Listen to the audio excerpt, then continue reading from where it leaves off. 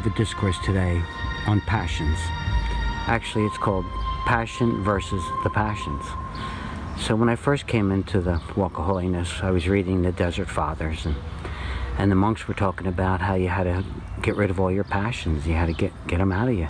And I was like, what? That's how I run my life, my passions. I'm passionate about everything.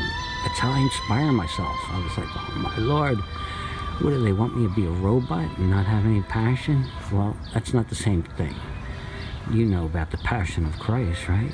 His passion and the crucifixion. Well, that's passion. And then the passions are really the vices. The passions are the things that draw you away, your passion away from its true source, God, and draws you to these different things. There's 7 of them. They'll draw you away from God. And that's the passions. And that's what you have to eliminate from your life.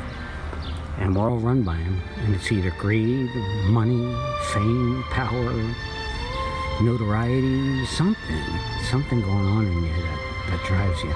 Well, you got to stop that. You got to find out what it is first and heal yourself. You don't just stop these things and you're over. The whole walk with the Lord is healing your whole schisms, all your issues. It's psychology at its finest, is what the spiritual walk is. When I first came down the path, I thought, oh, I could escape all that psychological Freud stuff and I could just skate in, and do spiritual pursuit. Well, guess what? The first things that come up in your spiritual pursuit is your issues. If you were abandoned, your father, your mother, whatever it is, it's going to come up. And that's what you have to deal with. That's what you have to heal yourself.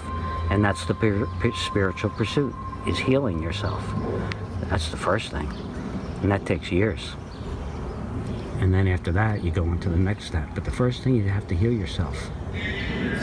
So, when you first walk down your spiritual holy path, you're really looking at yourself. You're not looking at others. You're looking inward the whole time. In every encounter you have, you look about what you did, how you did in it. You look in the past all day long, how you did in that encounter. How did you do with that person? Did you really give him your full undivided attention, or was it all about you? You analyze yourself as you go along and see how you did, and grade yourself and say, I could do better than that. Do you have a desire to do better than that? Do you not have a desire to do better than that? I would be worried if you didn't have a desire to do better all the time. You'd do the best you can. So anyway, the passions are to be eliminated out of your life. And that allows your passion for God and for love of your brothers and sisters to arise in you. The passions are all selfish, personal, lustful, pleasure desires. That's all they are. And when they're out of your way, they're just taking up all your time. The devil loves it. It takes up all your time. You eliminate them, and then your life can begin. God can work with you. You can work with God. You can see miracles. You can change the world. You can do all wonderful things if you want.